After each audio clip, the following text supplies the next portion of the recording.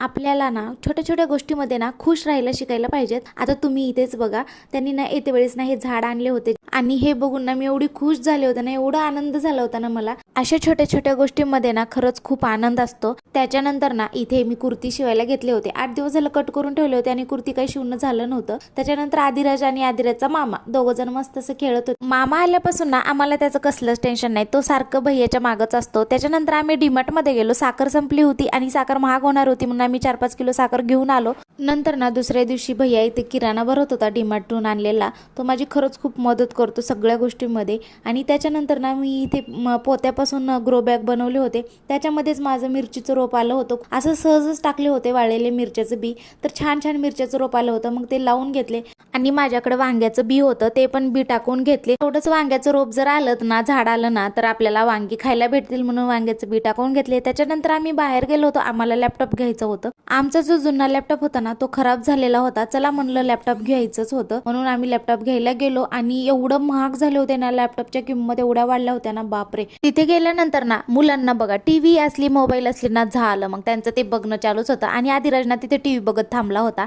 आणि आमचं जे काम असतं ना ते लॅपटॉपवरच असतं, म्हणून ना आम्हाला लॅपटॉप घेणं गरजेचं होतं। म्हणून लॅपटॉप घेतलो आणि नंतर बिल वगैरे केलो आणि घरी निघालो। व्हिडिओ आवडला असेल तर सबस्क्राईब करायला विसरू नका। थँक्स फॉर वॉचिंग मी, बाय।